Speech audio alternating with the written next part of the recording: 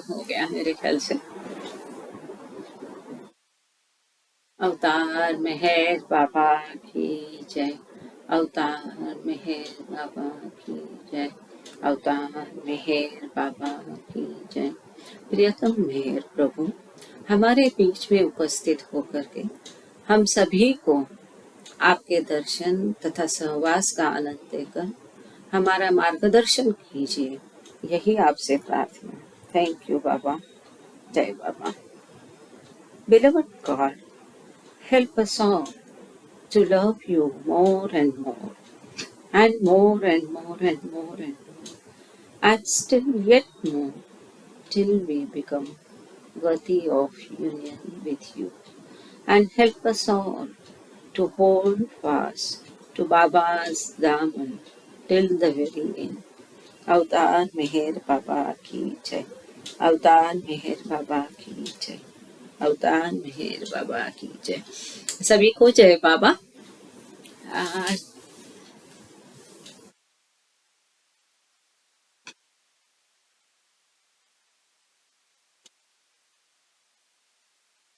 अच्छा। या पद्मावर भाऊ से भी आज हे कराया है कंफर्म, तो हाँ हाँ हाँ हाँ। जय बाबा।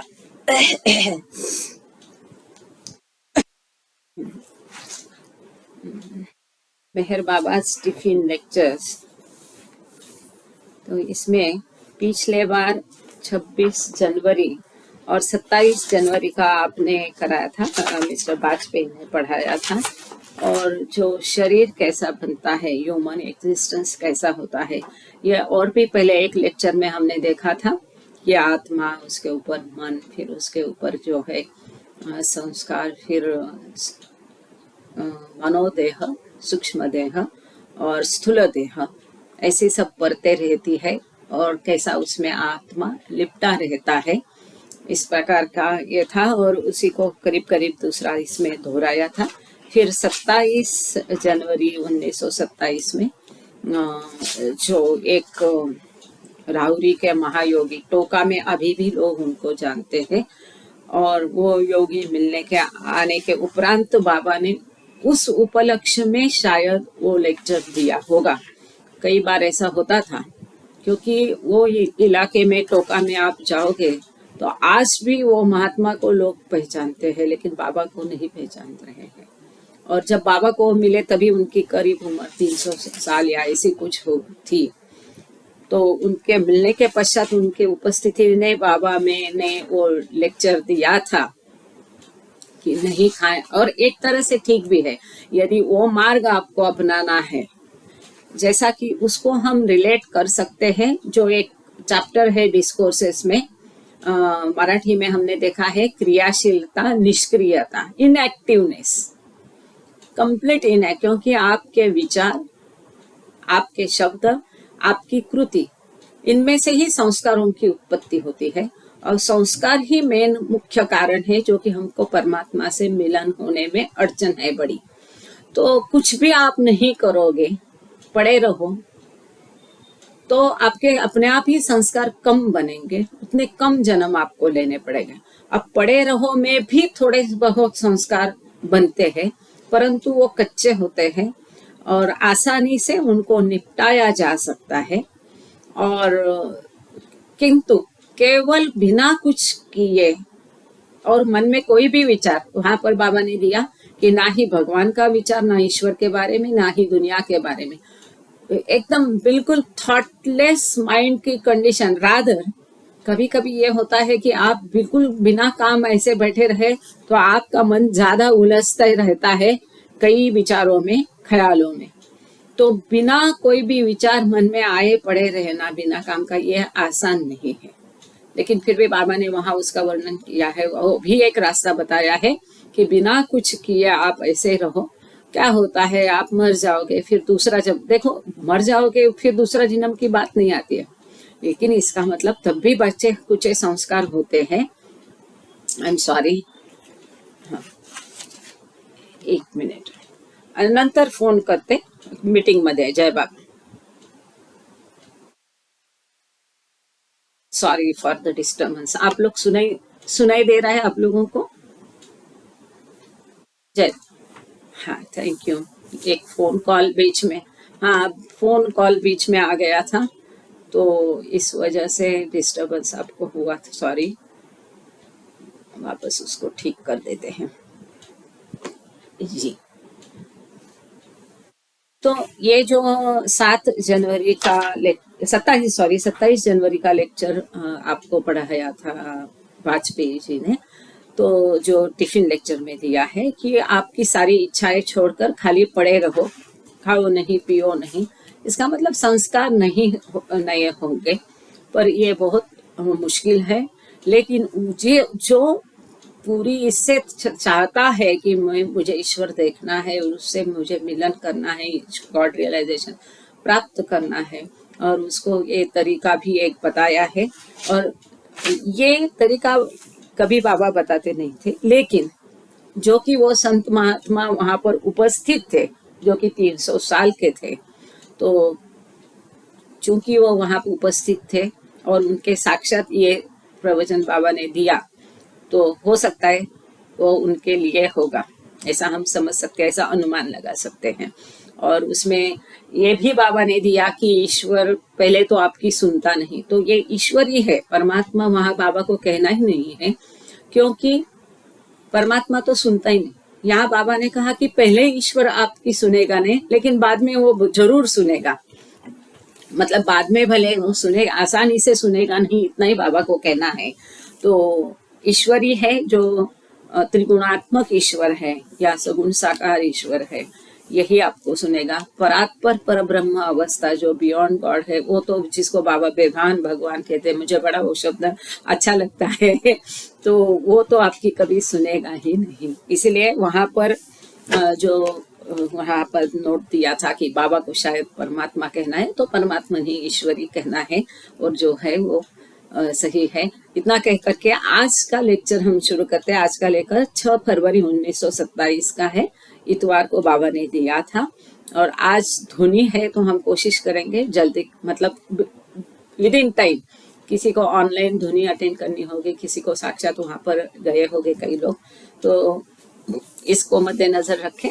आज का लेक्चर हम एक ही लेक्चर करेंगे, ठीक है। तो 6 फरवरी 1927 को उस समय में मेहराबाद में क्या गतिविधियां चल रही थी, इसके बारे में जानेंगे। प्लान्स, यहाँ पर एक बहुत सुंदर चित्र दिया है, आप एक नजर जरूर देख लीजिए। हालांकि ग्रुप में भी पोस्ट किया हुआ है, नजर आ रहा है सबको? हाँ, तो ये रिकॉर्डिंग के साथ तो थोड़ा वहां पर भी, ये सुंदर चित्र है बाबा की पाठशाला का, और शायद ये राव साहेब है जो कि बच्चों को पढ़ा रहे हैं। और ये जो मेहर आश्रम बॉयज है, और मेहराबाद हिल पर जो था उस समय का 1927 से 28 के बीच का ये चित्र होगा। और यहाँ पर और एक बात मैं कहना चाहूंगी इसी दौरान, ये जो आप काली टोपियां देख रहे हैं ना, सभी बच्चों ने काली टोपियां पहनी है, दिख रहा है काली टोपी? हाँ हाँ जी, थैंक यू। तो ये हमारे ससुर जी को भी बाबा से स्कूल का बस्ता, थैली, किताबें और ये यूनिफॉर्म और ये काली टोपी सब कुछ उनको मिला था। और वो अंत तक जीवन में, भले वो फट गई होगी, पर अंत तक उन्होंने ये काली टोपी पहनी हमारे ससुर ने। चलो आगे चलते हैं। Plans for the establishment of the new high school were proceeding apace and dominating discussions among Baba and the मंडली। इस समय में यहाँ पर स्थानांतर वापस हुआ था, सब लोग मेहराबाद में अचानक वापस आ गए थे, और नए स्कूल की स्थापना, इसके कैसी गतिविधियां रहेगी, क्या प्लान्स रहेगी, ऐसी सारी चर्चा बाबा और मंडली जनों में उस समय में चल रही थी।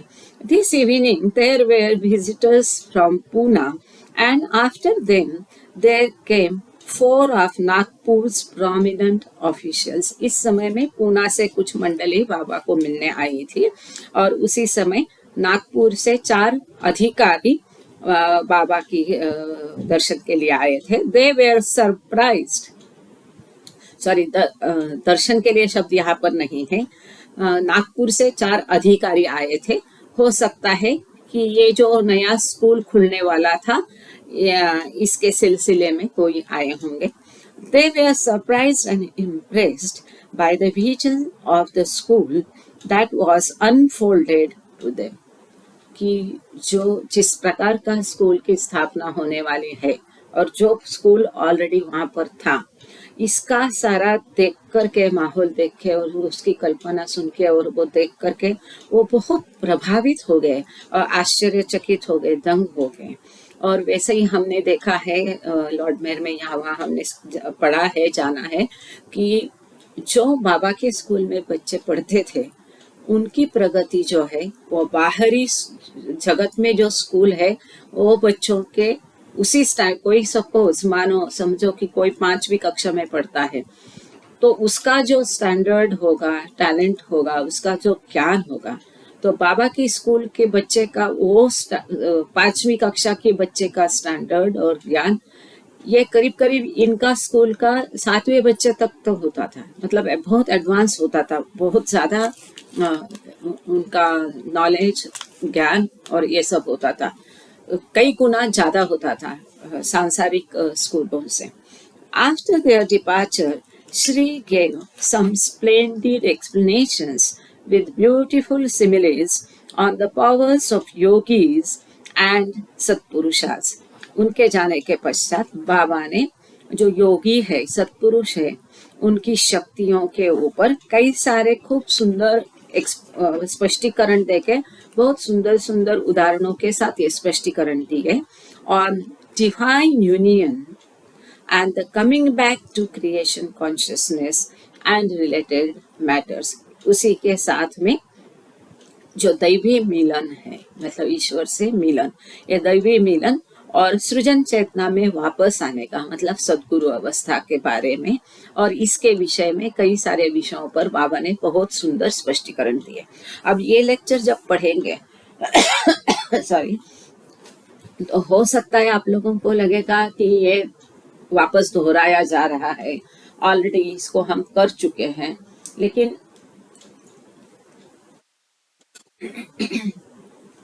कोई हर्ज नहीं। और कई बार हम जैसा देखते कि एक अलग पहलू या उसके आगे और कोई इन डेप्थ स्पष्टीकरण बाबा इसमें देते रहते हैं, तो सुनिएगा जरूर। अभी चैप्टर का हेडिंग है योगिक पावर्स एंड यूनियन, योगी की शक्तियां और दैवी मिलन। यूनियन मतलब मिलन, परमेश्वर से मिलन। The powers that the yogis use derive from the unlimited source of electricity in the air, which comprises the third layer inside। आप लोगों को अब ये याद होगा, कुछ ही दिन पहले हमने ये इसी किताब में एक चैप्टर पढ़ा था कि जो भी योगी कुछ चमत्कार करते हैं तो वो कैसे करते हैं, उनके पास इतनी शक्तियां कहाँ से आती है।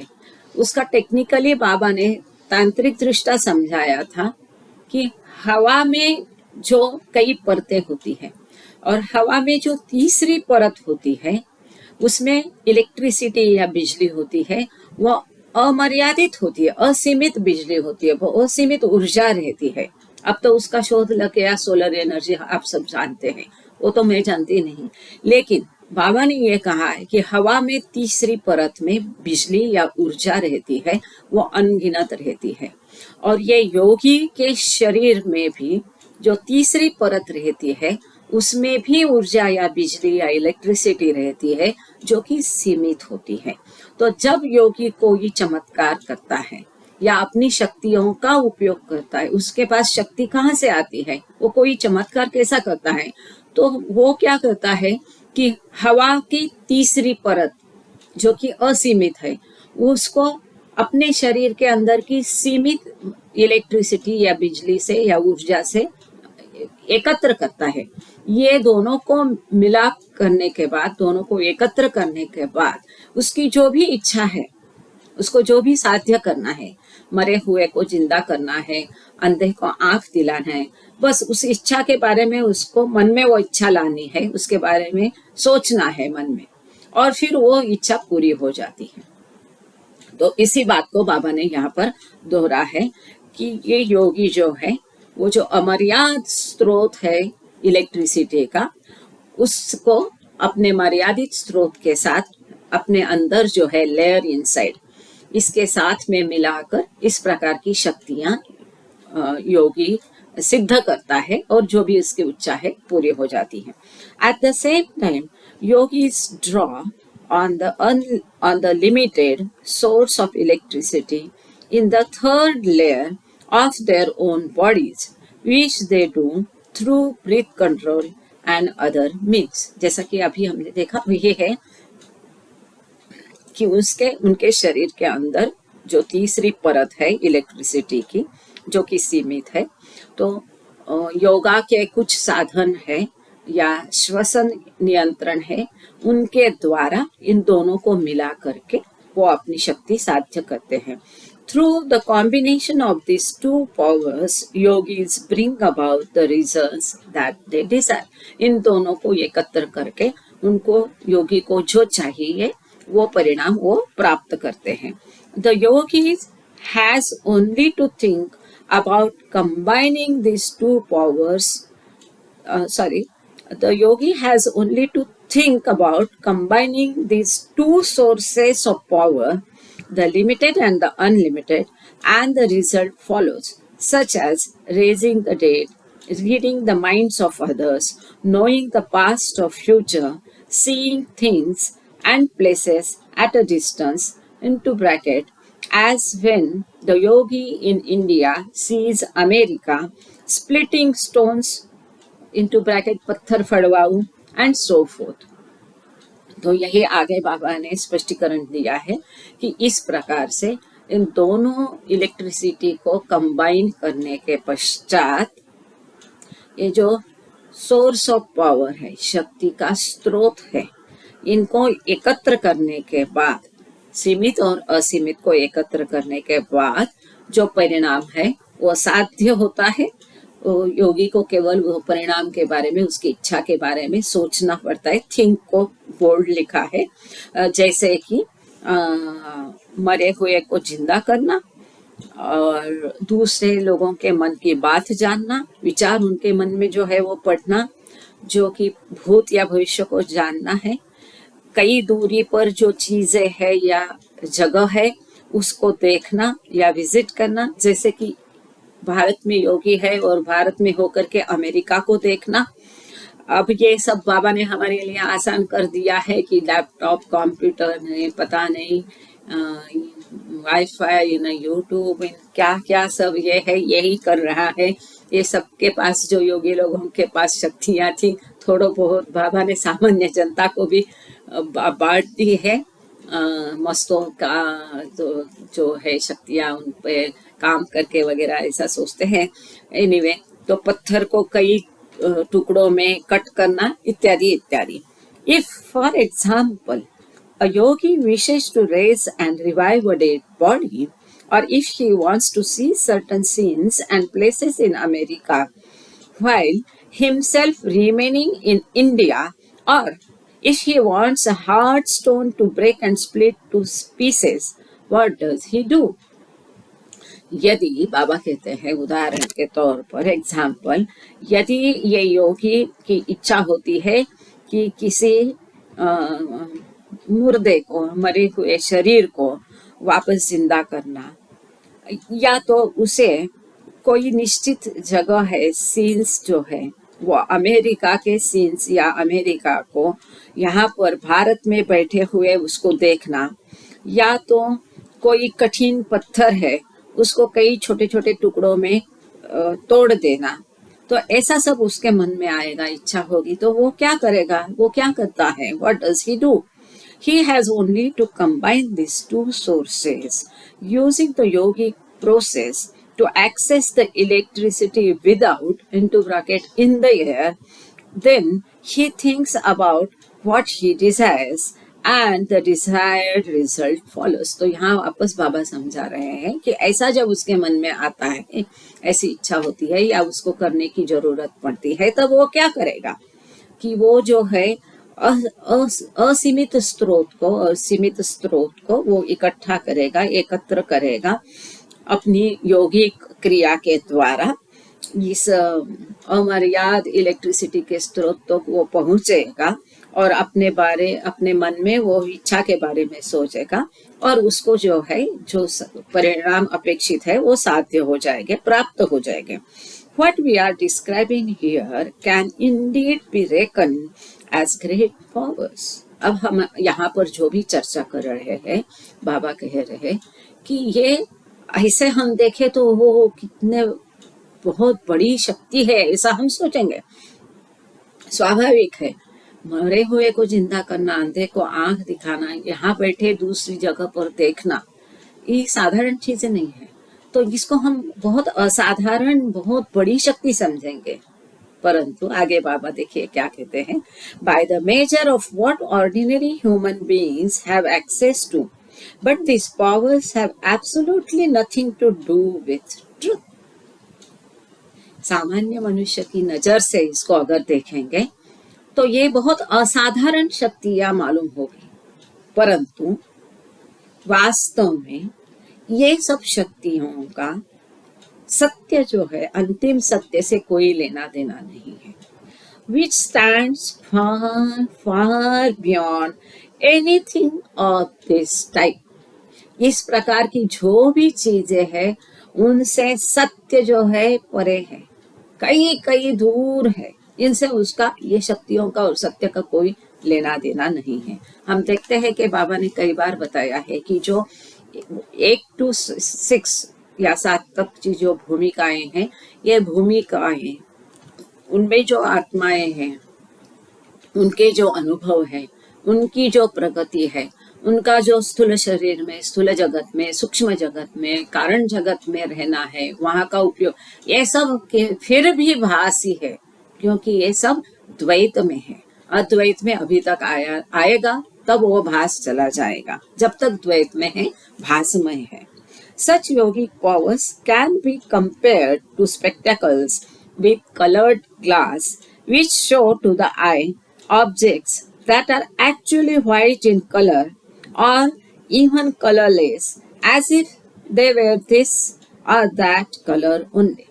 तो यहाँ पर बाबा ने एक सुंदर उदाहरण दिया है कि ये सब चीजें मतलब कैसे है कि एक रंगीन कांच वाले चश्मे से देखने जैसा है, कि जो चीज कलरलेस है, जिसका कोई रंग नहीं, रंग विहीन है या सफेद है, यदि आप लाल रंग का कांच का चश्मा पहनते तो वो आपको लाल दिखेगी, हरे रंग का पहनेगे तो हरे दिखेगी, पीले रंग का पहनेगो तो पीली दिखेगी। तो इस प्रकार से है, जैसा रंग का कांच का चश्मा आप पहनोगे उस प्रकार से वो वस्तु आपको दिखाई देगी। Suppose that a bottle or a cup appears white in color to the ordinary human eye. बाबा कहते हैं कि मान लो, एक उदाहरण दे रहे, एक कप है या एक बोतल है और जो कि साधारण आंखों से सफेद है, आपको सफेद दिख रही है। Now, a yogi using his powers is like one who puts colored glass spectacles over your eyes and displays to you the same white glass or bottle or cup in different hues.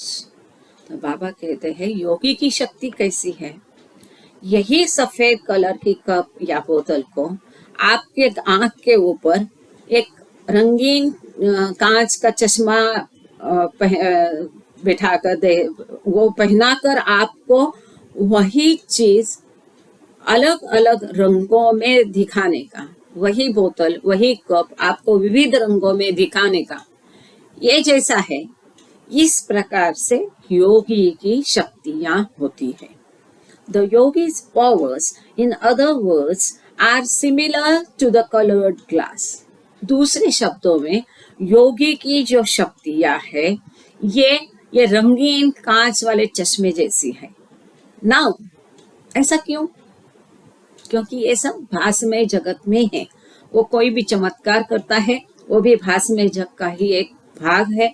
वो चमत्कार भी भास है, वो चीज भी भास है। आगे बाबा ने उसको स्पष्ट किया है, वो हम देख पढ़ते हैं। नाउ इन रियलिटी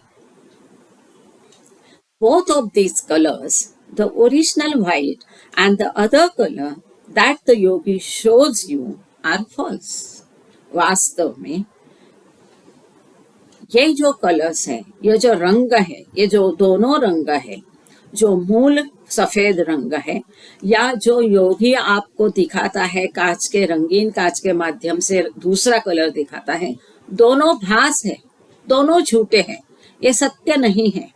For क्यों ऐसा? For all of this that you see, this entire universe is just a dream. This entire universe is just a dream. क्योंकि आप ये जो भी देख रहे हैं, ये पूरा विश्व, ये केवल भास है, केवल एक स्वप्न है।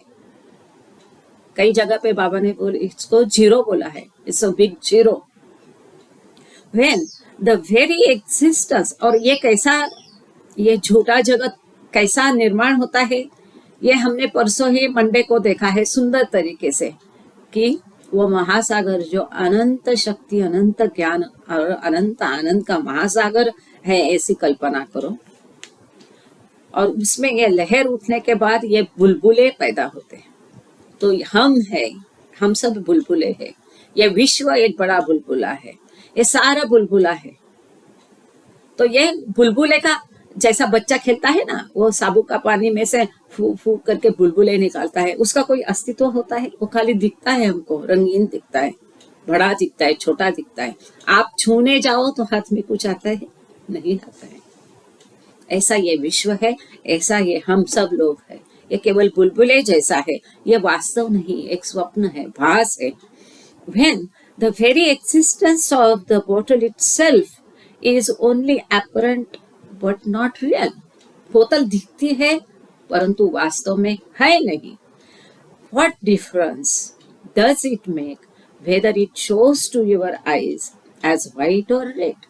जब वो बोतल का अस्तित्व ही नहीं है, तो ये बोतल आपको आंख में सफेद दिखे या लाल दिखे, उससे क्या फर्क पड़ता है? इसका मतलब इनडायरेक्टली बाबा कहना चाह रहे हैं कि योगी लोग जो भी चमत्कार करते हैं उनका कोई महत्व नहीं है। रियलाइजिंग दिस, नोइंग, क्योंकि ये समय ऐसा था ना कि बाबा को ज्यादा लोग जानते नहीं थे। जो बाबा के पास आए उनको भी कभी कभी मन में संदिग्धता पैदा होती थी, सवाल उठते थे मन में उनके कि क्या। और बाहर उस समय में ऐसा माहौल था कि ये चमत्कार वगैरह करने वाले कई साधु संत थे और उनके पास भीड़ भी थी। तो बाबा को ऐसे सवाल ये लोग पूछते थे, तो इसलिए इस ऐसे डिस्कोर्सेस के माध्यम से बाबा उनको समझा देते थे, और हमारे लिए भी ये समझना जरूरी है। Realising this, knowing the true state of affairs, sorry वापस बीच में रुकती हूँ, क्योंकि आज भी हम देखते हैं लोग बोलते हैं अरे ये क्या बोलते हैं, ये संस्थान, ये स्थान, अरे ये देवस्थान बहुत जागरूक है, अरे यहाँ पर आप जो भी मांगो मिल जाता है, यहाँ कान में बोलो, यहाँ ये पुष्प, यहाँ ये बांधो, यहाँ ये चिपको, और कुछ ना कुछ चलता ही रहता है जो आप बाहर देख रहे हैं। इसको महत्व नहीं देना चाहिए। Realising this, knowing the true state of affairs, the Sadguru would never put colored or shaded glasses, but on the contrary, would remove the superficial glasses, the spectacles from the eyes of the ordinary people. बहुत महत्वपूर्ण बात यहाँ बाबा ने बताई है। पिछले lecture में भी बाबा ने बताया था कि योगी क्या करता है अपनी शक्तियों के द्वारा, कैसा शक्तियां यूज करता है, और सदगुरु उसके विपरीत क्या करता है। यहाँ पर भी बाबा बोल रहे हैं कि इसका जब अनुभव, इसको अनुभव करके, किसको अनुभव करके, ना ही वो बोतल, ना ही कप, उसका ना ही अस्तित्व वास्तव में है, एक भास है, ना ही वो कलर या कलर ही विहीनता का कोई अस्तित्व है, क्योंकि वो सब भासमय है। यह बात जानकर इनका असली अस्तित्व, उनका असली स्टेट क्या है, अवस्था क्या है, ये सब झमेला का ये जानकर सदगुरु क्या करेगा, ना ही वो रंगीन ग्लास रंगीन कांच वाला चश्मा पहनाएगा, ना ही वो चश्मा दिखाएगा, परंतु इसके विपरीत वो क्या करेगा कि आपके बाहर, आपके ऊपर जो चश्मा है, ये भास का चश्मा है, ये भ्रम का चश्मा है, इसको निकालेगा। आपकी जो गलत धारणा है कि ये ग्लास या ये बोतल, इसके अस्तित्व के बारे में जो आपकी गलत धारणा है या आपका जो भ्रम है, ये सतह पर जो है, ये हटाएगा। मतलब वो सद्गुरु क्या करेगा, आपका अज्ञान का चश्मा उतारेगा। किस लिए? सत्य जानने के लिए। तो ये सद्गुरु ना ही दूसरे रंगीन ग्लास का चश्मे का उपयोग करेगा, परंतु आपकी जो गलत धारणा है उसको दूर कर देगा। किसके बारे में? वो बोतल का या ग्लास का या चश्मे का अस्तित्व के बारे में। Revealing to them that it is all nothing. और वो सद्गुरु आपको समझाएगा, उजागर करेगा, बताएगा कि ये कुछ भी नहीं है। नॉट द ग्लास और कप और bottle only but the very universe itself. तो सद्गुरु बताएगा ना ही केवल कप है, ना ही बोतल है, ना ही रंग है, परंतु के पूरा विश्व भी अस्तित्व में नहीं है। वो एक भास है और वो अस्तित्व में है। ऐसी जो आपकी गलत धारणा है, ऐसा जो नोशन है आपका, उसको वो मिटाएगा। या आपका अज्ञान वो दूर करेगा। Sadguru reveal to you your own real light. आपका जो स्वयं का सत्य स्वरूप है, मूल स्वरूप है, आपका जो पूर्ण प्रकाशमय जो आप है, वो आपका प्रकाश जो है, आपकी ऊर्जा जो है, आपका सत्य स्वरूप, वो सद्गुरु आपको उजागर करेगा, आपको दिखाएगा। विच इज ट्रूथ इटसेल्फ, जो कि स्वयं सत्य है, in all its bare simplicity and colourlessness, जो कि सत्य है, संपूर्ण सत्य है और सिंपल है, सादा है, जो कि रंग विहीन है। ऐसे आपके अंतिम सत्य को वो आपको दिखाएगा। बहुत सुंदर है ना। Take another analogy. वहां पर बाबा योगी और सद्गुरु दोनों को कंपेयर, मतलब बता रहे दोनों के बारे में। अब बाबा दूसरा उदाहरण दे रहे हैं। Take another analogy. दूसरा एक उदाहरण लेते। जस्ट एज अ जगलर और मेस्मराइजर seems to change a piece of cardboard into a bottle right before your eyes. Similarly, a yogi with his higher powers makes you see things quite differently than they really are. यहाँ पर एक जादूगर का उदाहरण बाबा दे रहे। Juggler और मेस्मराइजर, जादूगर। वो क्या करता है जादूगर? Just as a juggler or mesmerizer seems to change piece of cardboard into a bottle right before your very eyes. वो जादूगर क्या करेगा? ऐसा दिखाएगा, करेगा नहीं। Seems to, ऐसा दिखाएगा कि एक कार्डबोर्ड है, उसके टुकड़े टुकड़े को वो एक बोतल बना देगा, बोतल में परावर्तित कर देगा। ऐसा आपको आपके आंख के सामने दिखाएगा। Similarly, a yogi with his higher powers makes you see things quite differently than they really are. इसी प्रकार से योगी क्या करता है, उसकी शक्तियों के माध्यम से जो चीजें जैसी है उनको वो जैसी नहीं है वैसे आपको दिखाता है। Since both the cardboard and the bottle are false and possesses no real existence, what difference does it make whether they appear to you as this or that? तो बाबा यहाँ कहते हैं कि जबकि ये कार्डबोर्ड पुट्ठा, ये कार्डबोर्ड, ये बोतल, दोनों का कोई अस्तित्व ही नहीं है, ये कोई है ही नहीं, अस्तित्व में नहीं है, वो कोई उनका वास्तव में वो अस्तित्व कोई रूप ही धारण किए नहीं, प्राप्त किए नहीं है। दोनों चीजों जो है, ये बोतल और कार्डबोर्ड, ये झूठा है, फॉल्स है, फास है। उसका वास्तव में अस्तित्व ही जब नहीं है, तब वो इस प्रकार से दिखे या उस प्रकार से दिखे, बोतल दिखे या कार्डबोर्ड दिखे, इससे क्या फर्क पड़ने वाला है? However, it looks to the eye in whatever way or manner, whatever it seems to be is all just an illusion. हालांकि जो भी आंखों को दिखता है, जिस भी प्रकार से दिखता है, जैसा भी दिखता है, वह केवल भास है, मोह माया है, भ्रम है। जो भी आपको दिखता है, जो जिस प्रकार से भी दिखता है, वो केवल भास है। Sadgurus don't try to attract the admiration of the people of the world by working miracles, which amounts to transforming one thing into another. इस प्रकार से सद्गुरु लोग दुनिया के लोगों का ध्यान एकत्रित करने की कोशिश नहीं करते हैं। ऐसे चमत्कार करके, एक चीज को दूसरे चीज में परावर्तित करके, एक चीज को दूसरा चीज बना करके, विपरीत दिखा करके, या कोई भी चमत्कार करके दुनिया के लोगों का लक्ष्य केंद्रित करने का काम सद्गुरु लोग बिल्कुल करते नहीं हैं। वो उनका तारीफ पाने के लिए ये सब करते नहीं है।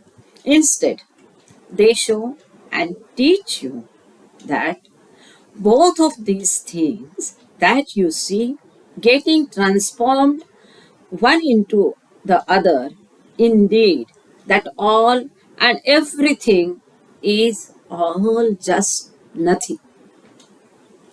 परंतु ये सद्गुरु लोग इसके बदले, इसके विपरीत वो क्या करते हैं? इसके बजाय वो आपको दिखाते हैं, आपको सिखाते हैं कि ये जो भी चीज आप देख रहे हैं, एक को दूसरे में बदलना, या ये चीजें इटसेल्फ, वो चीजें ही वास्तव में ये दोनों भी कुछ भी नहीं है। इट्स नथिंग, कुछ भी नहीं है, क्योंकि वास्तव में उनका कोई अस्तित्व ही नहीं है। All is false existence. All is false existence except for the truth alone. एकमेव सत्य छोड़ करके बाकी सब कुछ भी नहीं है, नथिंगनेस है, उनका अस्तित्व ही नहीं है। एकमेव सत्य को छोड़ के बाकी सब कुछ भासमय है, झूठा अस्तित्व है, वास्तव अस्तित्व नहीं है, केवल सत्य ही अस्तित्व में है, बाकी सब क्या है? बुलबुले हैं। देन अगेन, मतलब बाकी ऑल इज फॉल्स एग्जिस्टेंस, बाकी सब जो है ये भासमय अस्तित्व है, झूठा अस्तित्व है। केवल ट्रुथ जो है, सत्य है, ये ही एक केवल एक ही अलोन, एक का अस्तित्व है। Then again, suppose a man needs the sight or experience of something in Nagar. अब बाबा आगे दूसरा और एक उदाहरण देते हैं। बाबा कहते हैं कि एक मनुष्य है, उसको मेहराबाद में, अरण गांव में होते हुए नगर को जाना है, नगर का देखना है, कुछ चीज वहां से पानी है या नगर को उसको देखना है, साइट और एक्सपीरियंस, या नगर से उसको कुछ चीज चाहिए। How should he fulfill this need? वो कैसा प्राप्त करेगा, ये गरज कैसे वो करेगा? Given that Mehrabad, where he finds himself, stands at some distance from the city. जबकि जहाँ पर वो है मेहराबाद में, वो अहमदनगर सिटी से, शहर से काफी दूर है। Obviously, he has to make the trip one way or another. तो जाहिर है कि नगर में उसको जाना है, नगर देखना है, या नगर से कोई चीज वस्तु प्राप्त करना है, तो उसे क्या करना पड़ेगा? किसी तरह से मेहराबाद से अहमदनगर जाना पड़ेगा, किसी तरह से, या तो वो पैदल जाएगा या कार में बैठ के जाएगा। Now if he travels by foot, his case is similar to that of the ordinary human being who, lacking the means to procure a cart or motor vehicle, has to walk the distance at the expense of considerable time and energy. अब यहाँ पर यदि वो पैदल अहमदनगर जाने की कोशिश करता है, अहमदनगर जाता है, अहमदनगर जो है मेहराबाद से 5 मील की दूरी पर है। और हम लोग, अब तो बहुत साधन हो गए, रोड भी बड़ा हो गया, तब तो छोटा रास्ता था, हम लोग पैदल भी जाते थे, साइकिल में भी जाते थे, जिस भी साधन से वो चले जाते थे, पैदल भी गए हैं कई बार। तो यहाँ पर बाबा बोलते हैं कि यदि उसको पैदल वो यात्रा करता है, मेहराबाद से नगर जाता है, तो उसकी केस वैसी होगी कि जो सामान्य मनुष्य है, जिसके पास गाड़ी या मोटर कार या कार्ट ये या बैलगाड़ी तभी होती थी, घोड़ा गाड़ी भी होती थी, ये सब मोटर व्हीकल लेने के लिए उसके पास पैसा नहीं है, साधन नहीं ये सब उसके पास, और ये साधन के नहीं होते हुए उसको ये अंतर जो है पैदल जाना पड़ेगा, जिसमें कि काफी टाइम भी लगेगा और बहुत थकान भी होगी, बहुत एनर्जी भी लगेगी, बहुत ऊर्जा भी लगेगी। Bye contrast, a Yogi who possesses the powers and means can travel either in a gari or motor car, and so he accomplishes the trip to Nagar with comparatively less difficulty and in less time than the ordinary human being does. इसके विपरीत योगी जो है, जिसके पास शक्तियां होती है, साधन होते हैं, वो क्या करता है, उसके पास गाड़ी है, मोटर कार है, ऐसे साधन है, तो इन साधनों के माध्यम से वो नगर में जाएगा और अपना नगर की ट्रिप उसकी हो जाएगी। और ये ट्रिप कैसी होगी उसकी, नगर की यात्रा कम दिक्कतों में होगी, आसानी से हो जाएगी, कम समय में हो जाएगी, जैसे कि दूसरे व्यक्ति को जो पैदल जाएगा उससे आसानी से होएगी। Nonetheless, he too has to go there. बहरहाल उसको भी नगर जाना ही पड़ेगा। मतलब मेहराबाद से नगर जाना है तो पहले पैदल जाओ या गाड़ी से जाओ, जाना तो पड़ेगा। मतलब हम सब बाबा ये बता रहे हैं, हम जब सोल जो है, आत्माएं हैं, हमको फास्ट वे से हो, स्लो वे से हो, किसी तरह से हमारे जीवन का सोल का उद्देश्य है वो ओवर सोल को मिलना, ये परमात्मा से देखना है, उससे मिलना है, उससे एक रूप होना, यह प्रत्येक सोल का अंतिम उद्देश्य है। कैसा भी हो, किसी भी ढंग से हो, आपको वहां तो जाना ही जाना है। तो यहाँ बाबा ये उदाहरण देके बता रहे हैं कि ये योगी जो है अपनी शक्तियों सिद्धियों से जल्दी जाएगा, और साधारण मनुष्य है चल के जाएगा, उसको टाइम लगेगा, परंतु यात्रा तो दोनों को करनी पड़ेगी। The journeys has to be made. The difference between him and the ordinary human, as we have been explaining, is that the yogi enjoys the conveyance of a motor vehicle, while the ordinary man has to be satisfied with the use of his legs.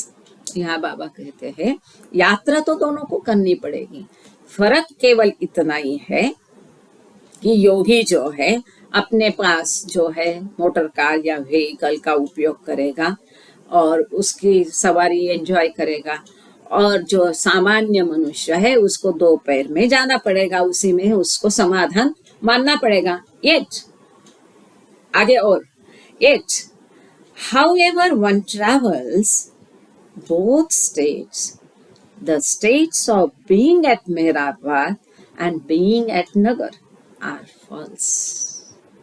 बाबा कहते हैं कैसा भी यात्रा करने दो, तो भी कैसी भी यात्रा की तो भी, यद्यपि दोनों अवस्थाएं, मेहराबाद में रहना या तो अहमदनगर में रहना, दोनों अवस्थाएं जो है ये छोटी है, भासमय है। बोथ आर ड्रीम्स, दोनों भी स्वप्न है, स्वप्नवत है. सो व्हाट वुड अ सदगुरु डू इन दिस सिचुएशन? ऐसी स्थिति में सदगुरु क्या करेगा? He would find himself in neither this state nor that, or if involved in states, would be one with one of them. तो ऐसी स्थिति में सदगुरु क्या करेगा? वो अपने आप को ना ही इस अवस्था में शामिल करेगा, ना ही उस अवस्था में फंसाएगा. और यदि वो शामिल होता भी है तो भी वो उसमें अगर फंसा हुआ है, उलझा हुआ है, तो भी she would be one with both. वो दोनों में भी होगा, क्योंकि सदगुरु अपने आप को, सदगुरु अवस्था वो है कि जो अपने आप को सभी में देखता है, उसके बाहर कुछ नहीं है, सब कुछ उसके अंदर है, उसके बिना कुछ भी नहीं है. तो सदगुरु यहाँ करेगा, वो अपने आप को दोनों में भी देखेगा. जो पैदल चलने वाला है उसमें भी देखेगा, और जो गाड़ी में जा रहे उसमें भी देखेगा. दोनों में भी स्वयं को शामिल हुआ देखेगा. ऐसा सदगुरु की अवस्था है. Thus, he does not have to go anywhere. इस प्रकार से सदगुरु को कहीं भी जाना नहीं होता है. क्यों? क्योंकि वो सर्वव्याप्त है, हर जगह पर है, सब कुछ उसके अंदर है और वो सभी में है. जब वो सभी में है तब वो मेहराबाद में भी है, अहमदनगर में भी है, तब वो गाड़ी में भी है, तब वो पैदल में भी है, तब वो सामान्य मनुष्य में भी है, योगी में भी है, सभी में वो है. तो उसको कहीं जाने की कोई जरूरत नहीं पड़ती है. वो जहां पर है वहीं पर बैठ के सब देखेगा. He sits where he is and from there sees and experiences when and if this is necessary. जब जरूरत है या अगर जरूरत है तो जहां है वहीं पर बैठ के वो अनुभव लेगा. पैदल चलने का भी, गाड़ी में जाने का भी, दोनों अनुभव वो लेगा. है वहीं जगह पे बैठ के करेगा, केवल सोचकर करेगा. उसको ना ही अपने अंदर की एनर्जी और ना ही हवा में जो एनर्जी है उसको मिलाना पड़ता है. उसको केवल सोचना मात्र पड़ता है, उसको केवल वो इच्छा मन में लानी पड़ती है. और सदगुरु उस जगह पर होता है क्योंकि वो सर्वव्याप्त है, वो हर किसी में मौजूद है. इसलिए उसको कहीं उसमें द्वैत नहीं है, वो अद्वैत भाव में एक हो चुका है. इसलिए उसको ये वो या वो दूसरा कोई अलग है नहीं, उसमें कुछ कोई पृथकत्व नहीं है उसके लिए अस्तित्व में. उसके लिए सब अद्वैत भाव है, वो सब में है, सब कुछ एक है उसके लिए. और उसकी एकत्व की भाव और उसका विलगत्व का भाव, ये दोनों को भी वो देख रहा है, अनुभव भी कर रहा है. और इसके लिए उसको बैठी जगह पे सब कुछ अनुभव करने को मिलता है. हम जब देखते हैं कि उपासनी महाराज, बाबा जान, तो कई बार मन में आता था, अरे ये वापस परसों ही कहीं पढ़ा है, किसी ने डाला कि मेहर बाबा वापस उपासनी महाराज को मिले नहीं या सापोरी गए नहीं. उनको जरूरत ही नहीं पड़ती है वहां पर जाने की, यहाँ आने की जरूरत नहीं है. भले उपासनी महाराज सापोरी में हो, मेहर बाबा आरण्य गांव में हो, दुनिया भर में कहीं भी हो, भले बाबा जान पूना में हो, मेहर बाबा कहीं पर भी हो, भले ताजुद्दीन बाबा नागपुर में हो, उनको कहीं जाने की, मेहर बाबा को मिलना है तो उठ करके मेहराबाद जाने की जरूरत नहीं है. वो सदगुरु है, वो सब में सम्मिलित है और सब कुछ उनमें समाया हुआ है. तो वो बैठी जगह पर आपस में उनका जो कम्युनिकेशन है, जो भी है, वो उस अवस्था में हो, एक है.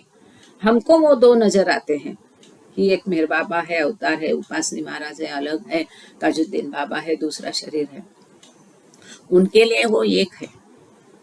वो दुनिया को नजरों में हमको अलग दिखते हैं, वो सब में सम्मिलित है. अपना अपना कर्तव्य करते, बैठी जगह से सब कुछ वो कर सकते हैं. जैसा हम जानते हैं कि साईं बाबा ने पहला महायुद्ध का संचालन पूरा साईं बाबा ने किया था. वो कहाँ उठ के फ्रांस या कहीं चले गए थे, जैसा कि मोहम्मद को बोलते कि फ्रांस का एजेंट था वो. या मेहर बाबा ने दूसरा महायुद्ध संचालित किया, तो वो थोड़ी महायुद्ध के लिए कहीं जर्मन, जापान, फ्रांस, रशिया या कहीं गए। उनको कहीं जाने की जरूरत नहीं है, जहाँ है वहीं पर बैठ करके वो सब कुछ संचालित कर सकते हैं। तो ये है। अब दूसरा जो है कि योगी की शक्तियां के बारे में ये था। अब दूसरा जो है छोटा सा है, ऑन यूनियन और वस्ल। ये उर्दू या पर्शियन कोई भी शब्द होगा, नेहा जी हमारे बीच में है, वो बता सकते हैं। यूनियन मतलब मिलन, ईश्वर से मिलन। अब इसके पहले आगे पहले हमने जो दिया देखा, उसमें कोई डाउट्स है, कुछ पूछना है, कुछ शेयर करना है तो आप कर सकते हैं।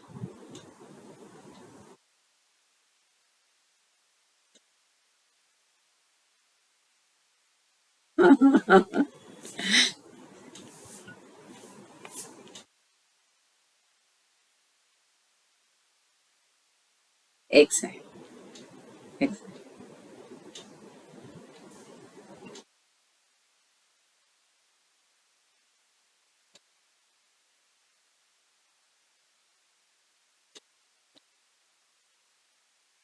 महसूस करती है, वो महसूस करती है। अगर आप एक कमरे में है और बच्चा दूसरी बिल्डिंग में है तो भी उसको पता चलता है कि क्या हो रहा है। जी।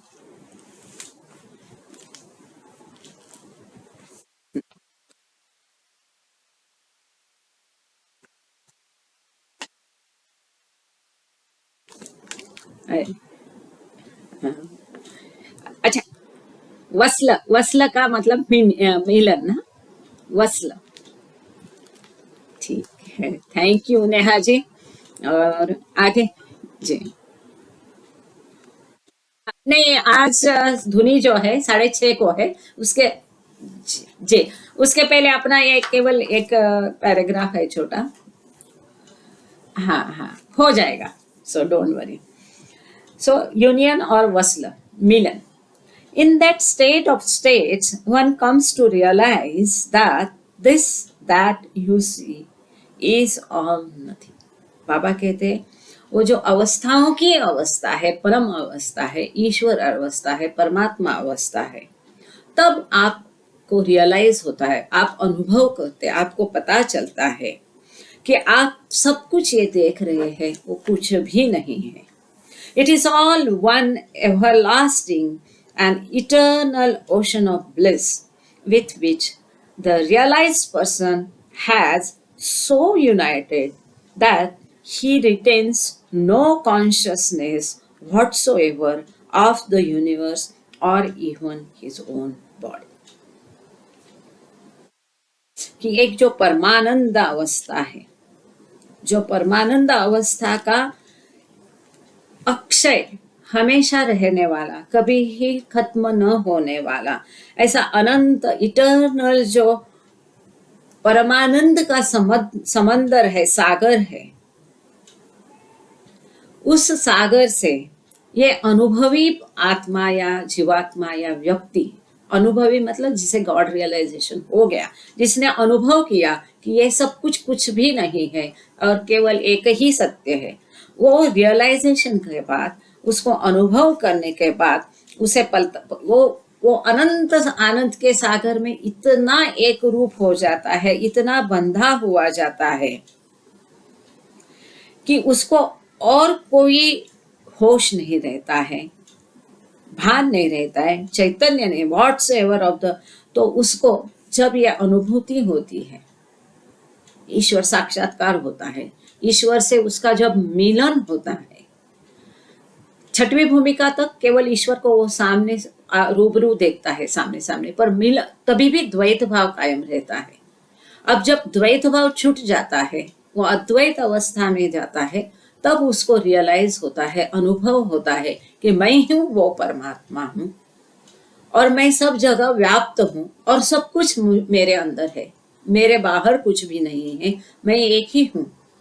और अब तक जो बाकी जो दिखाई देता है वो सब भास है, स्वप्न है, वो कुछ भी नहीं है, इतना एक ही अस्तित्व है। ऐसी परमानंद की अवस्था में वो जब जाता है, उस अवस्था को वो जब अनुभव करता है, तब उसके लिए ना स्वयं का भान रहता है, होश रहता है, ना ही विश्व का भान या होश रहता है। जैसे आप कोई फिल्म देखते हैं, बहुत कैचिंग फिल्म है या सीरियल है, सपोज सस्पेंस या कोई ऐसी फिल्म है, तो अपने आप को आप भूल जाते हैं। वो जो कुछ फिल्म में उसमें आप इतना लिप्त हो जाते हैं कि उसी को आप सच समझने लगते हो। या बच्चे हैं, जब खेलते हैं तो वो सब कुछ उनको असली लगता है। वो खेल है ये वो जानते नहीं, उसी को वो असली समझते हैं, वास्तव समझते हैं। ऐसे ये दुनिया में हम लोग रहते हैं। लेकिन ये जब भास उतर जाता है और जो असली का पता चलता है, तब पता चलता है अरे ये तो फिल्म थी, ये तो भास था, ये कुछ भी नहीं था।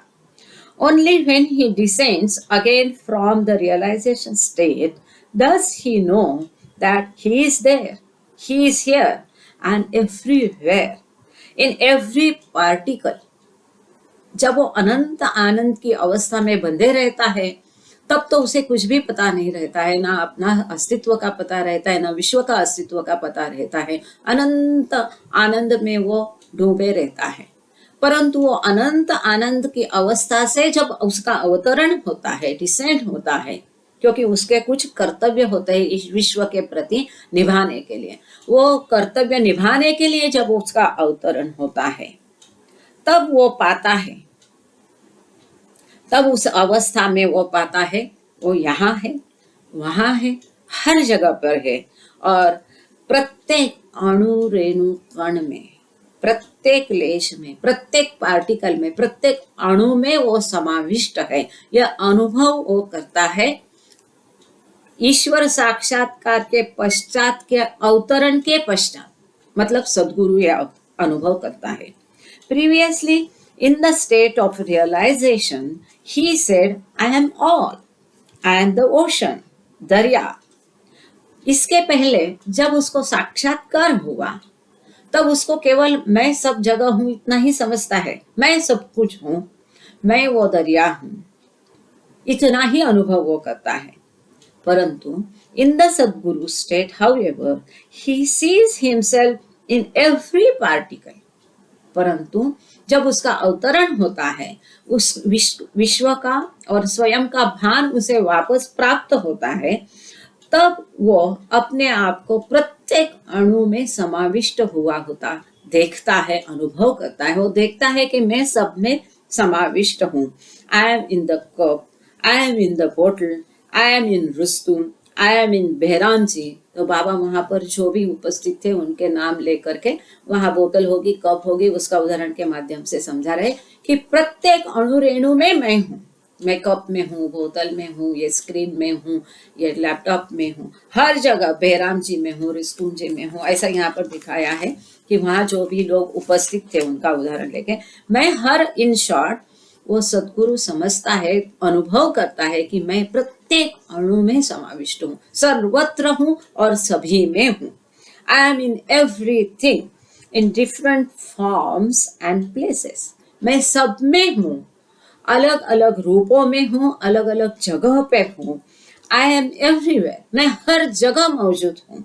आई can see with my own eyes, he says, as one who sees his own image through different colored glasses।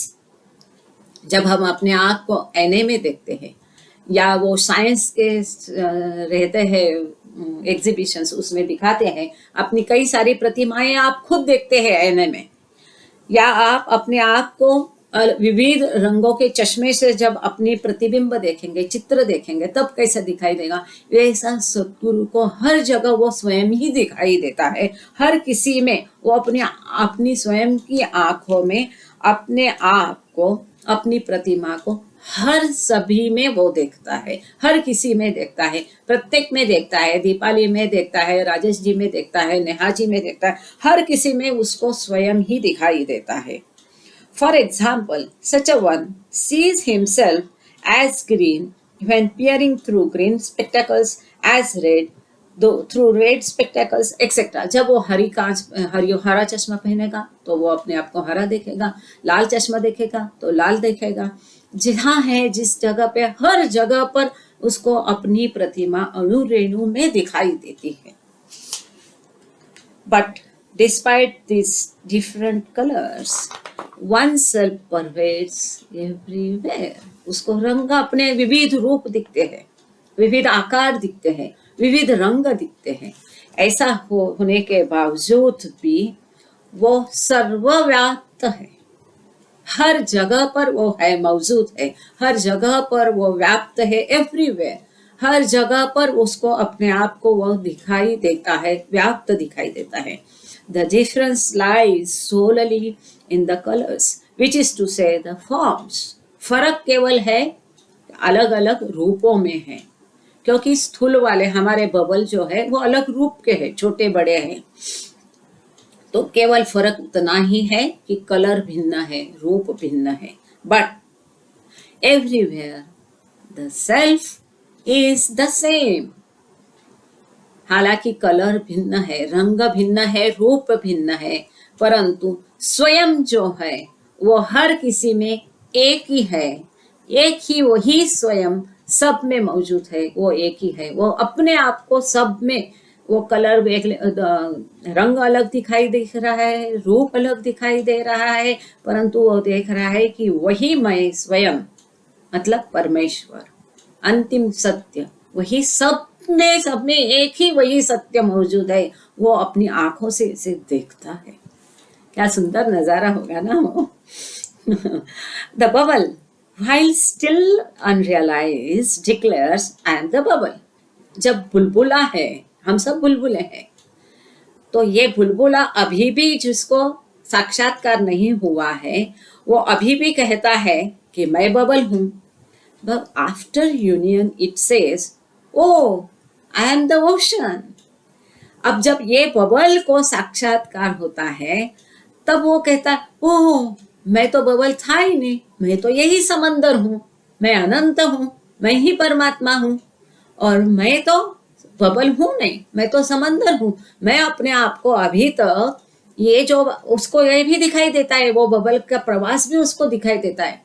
वो मैं कितना मूर्ख था, मैं ही अपने आप को अलग समझ रहा था और मैं अपने आप को बबल समझ रहा था। ये जो भी यात्रा मैंने देखी ये तो भास मात्र है। And when it descends again from that realized state, it sees its own image in every bubble. अब जब साक्षात्कार के पश्चात उसका अवतरण होता है तब ये सद्गुरु, ये जो महासागर की सारे हम सब बबल है, देखता है कि वो अपनी स्वयं की प्रतिमा प्रत्येक बबल में, प्रत्येक बुलबुले में देखता है।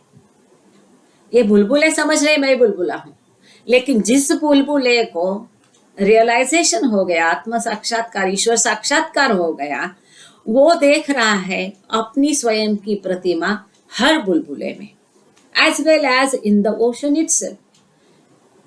उसको साक्षात्कार के पश्चात स्वयं की प्रतिमा हर बुलबुले में नजर आती है। केवल हर बुलबुले में ही नहीं, परंतु पूरे समंदर में भी वो अपने आप को देख रहा है कि समंदर मतलब मैं ही हूँ। पूरे समंदर में भी मैं छाया हूँ, तो समंदर मैं खुद ही हूँ, और ये सारे बबल में भी मैं ही हूँ। ऐसे अपनी स्वयं की प्रतिमा उसे हर बुलबुले में और सागर में भी दिखाई देती है। In everything and everywhere is he and he. In the drop, in the bubble, in the wave, in different sizes, shapes and forms. He and only he everywhere. सब किसी में, हर जगह पर केवल वो और वही है। वो बिंदु में है, वो बुलबुले में है, और लहर में है, अलग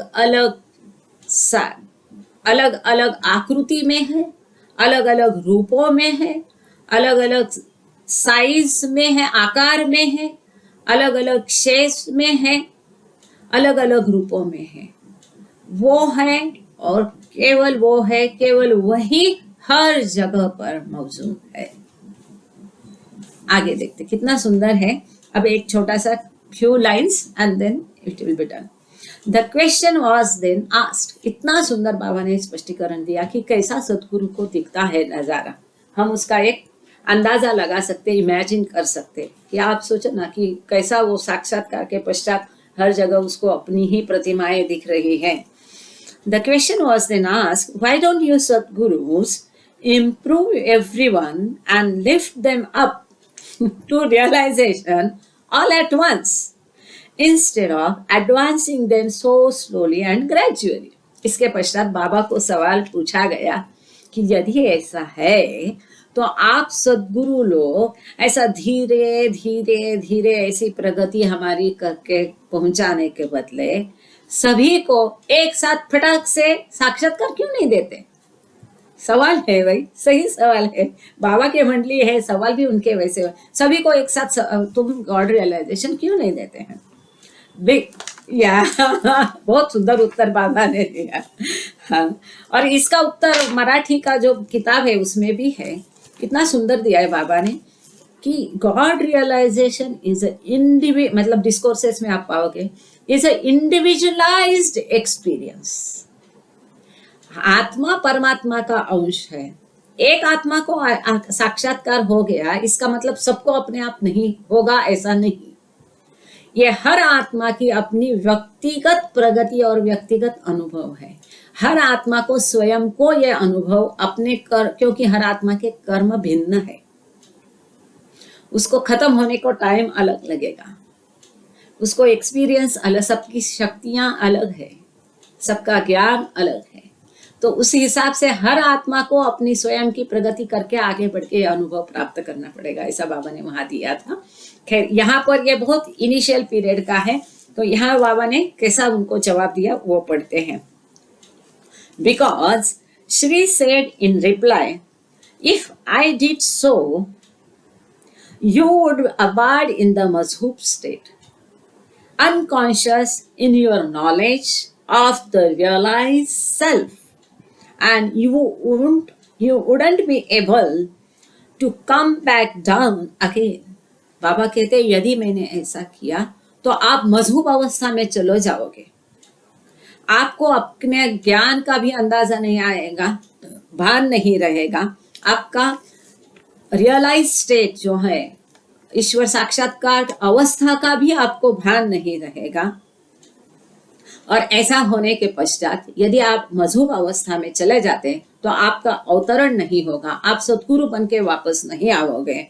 and this is not the ultimate गोल। केवल मजहूब होना यह आपका अंतिम ध्येय नहीं है, यह आपका उद्देश्य नहीं है।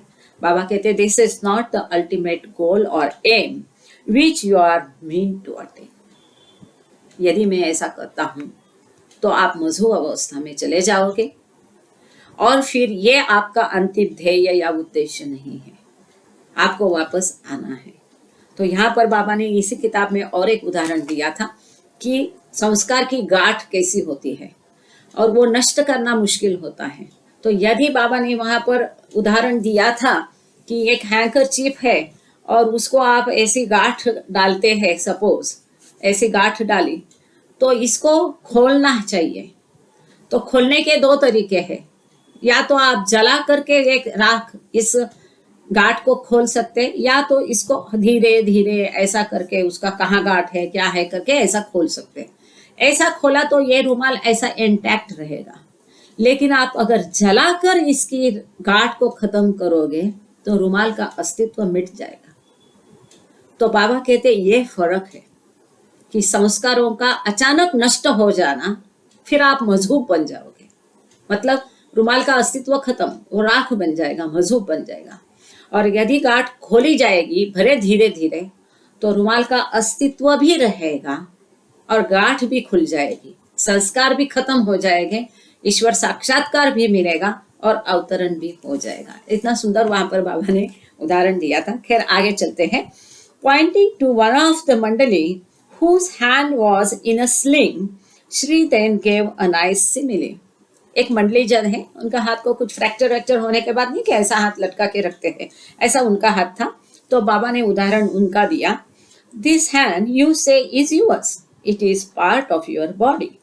You have other body parts as well. बाबा कहते हैं ये हाथ आपका है, आप कहते हैं ये मेरा हाथ है, आपके शरीर के और भी तो पार्ट है, भाग है, but you have to treat this particular injured body part as a separate case, distinct from those other body parts that are unimpaired.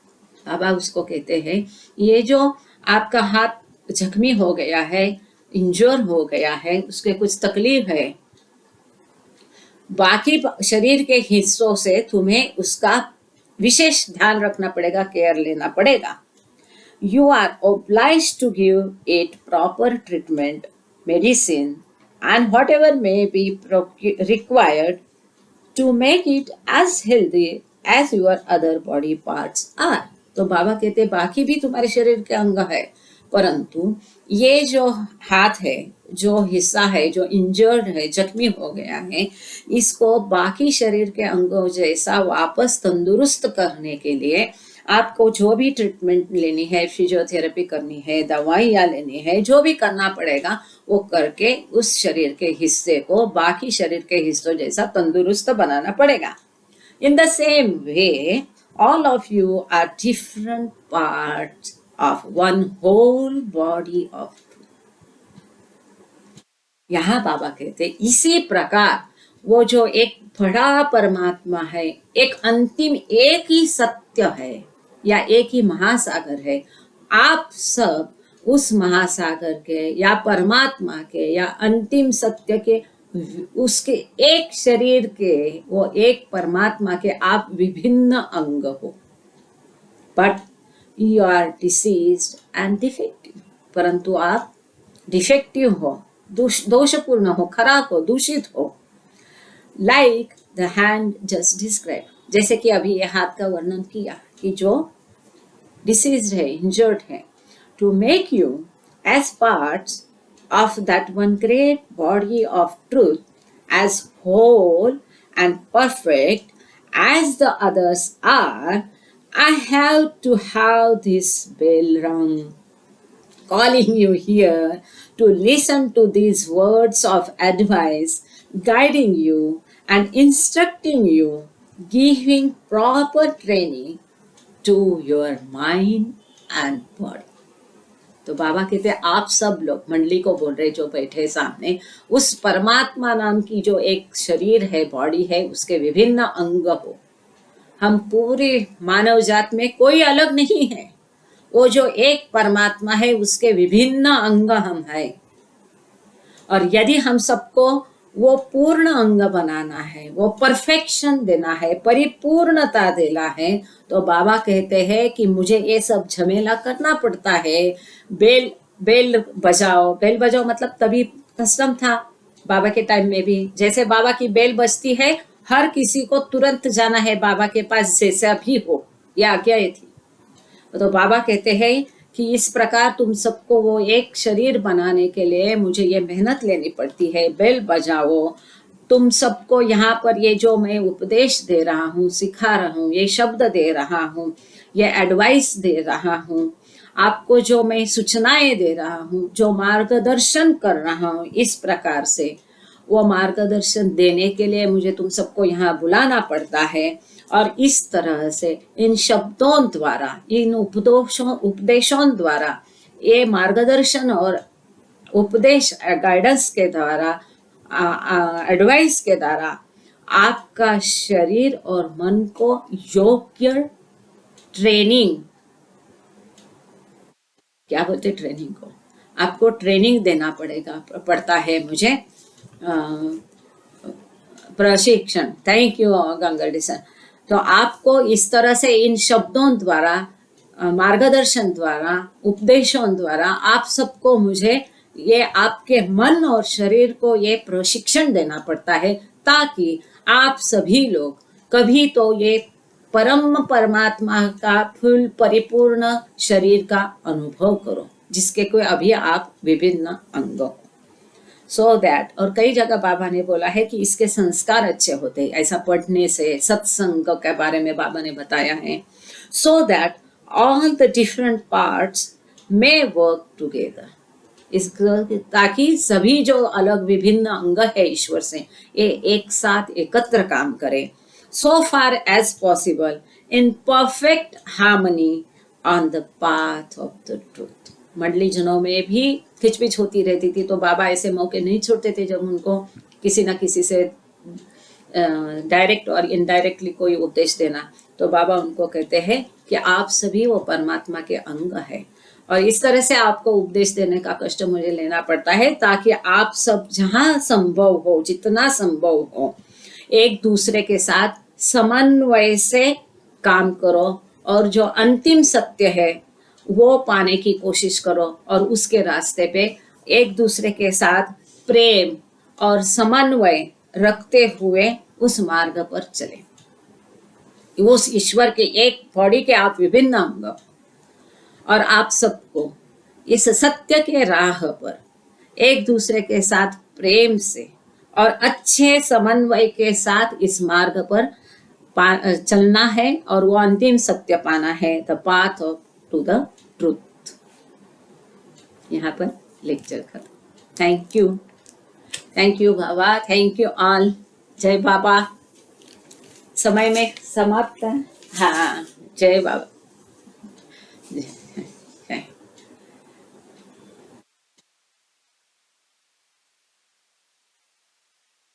Thank you. और आज एक छोटा सा एक ये करते हैं, लता लिमये जो कि मेहर बाबा को बहुत प्रिय थी, और बाबा ने लता लिमये ब्राह्मण थे, लेकिन देखो बाबा ने कैसा मतलब वहां पर भी ये किया कि उनको गजल सिखाया, आदि काका को बोल करके उनको उर्दू सिखाने की तजवीज़ की, पर्शियन सिखाया, उनके प्रोनाउंसिएशन कैसा करना है, संगीत सिखाने की सब तजवीज़ की बाबा ने। और बाबा उनका इतना ख्याल, she was so dear to Baba, इतना प्रेम था बाबा का उन पर, so really she was special, एक खास आत्मा थी। जब हम देखते हैं अहमदनगर में उन्होंने काफ़ी टाइम बिताया है, और जो वसंतराव देशपांडे थे वो वहाँ पे अहमदनगर में किले में अकाउंट्स ऑफिस है डिफेंस का, उसमें वो ऑफिसर थे, उनके पिताजी के वो सहकारी थे। तो वसंतराव देशपांडे ने उनको गायन सिखाया, और जब भी उनका गाना सुनने की मन करता था तो बाबा उनको खास गाड़ी भेजते थे और गाड़ी में लाते थे। कभी भी वो अपने आप नहीं गई, हमेशा उनको लाने के लिए बाबा गाड़ी भेजते थे। उनको रहने के लिए गुरु प्रसाद में रहने के लिए बाबा ने उनको बुलाया, और जब वो गुरु प्रसाद में रहने के लिए गई तो बाबा ने इतना उनका ख्याल, सबको बोला कि इनका एकदम बेस्ट ख्याल करना, यहाँ तक कि नहाने के लिए, छोटी बच्ची थी वो, तो नहाने के लिए उनको पानी, जब गर्म पानी देते थे तो बाबा बोलते नहीं, परफेक्ट गर्म होना है, ज़्यादा गर्म नहीं है, ज़्यादा ठंडा नहीं है। बाबा स्वयं वो मगे में पानी मंगवाते थे, अपना हाथ डालते थे वो पानी में डाल के, हर बार उनके नहाने के पहले बाबा चेक करते थे कि वो पानी ज़्यादा ना गर्म हो ना ज़्यादा ठंडा हो, और फिर सूचनाएं दी जाती थी कि यही पानी उनकी बाल्टी में मिलाने का और उससे उनको नहलाने का। तो मतलब जिस पानी में बाबा ने हाथ डुबा के, वैसे पानी से वो नहाती थी, जबकि लोग गंगा स्नान या कहीं कहीं जाते हैं। और मतलब बहुत ख्याल उनका बाबा ने रखा, बहुत प्रेम था बाबा को। और उन्होंने कई सारा मतलब एकदम बेगम अख्तर के सामने उनको, बेगम अख्तर को बुलवा के उनके सामने उनको गवाया बाबा ने, और उसने कई सारे ऑल इंडिया लेवल प्राइजेस अपने, जब ये ऑनलाइन सब प्रोग्राम चल रहे थे तो पूना में, मर्टल बीच में, बॉम्बे में और अपना हैदराबाद में, उनके कई सारे प्रोग्राम्स, हमने 2-2 लेक्चर हर जगह रखे थे, और कांटेक्ट में थी वो मेरे आखिर तक। तो वो आज बाबा के पास, इतनी प्रिय बाबा की थी तो सवाल ही नहीं, definitely she might have gone to Baba, Baba will take care of her. फिर भी हम सभी की तरफ से उनको आदरांजलि, प्रेमांजलि, श्रद्धांजलि, और मे बाबा हेल्प द सोल। अवतार मेहर बाबा की। थोड़ा आज शॉर्ट में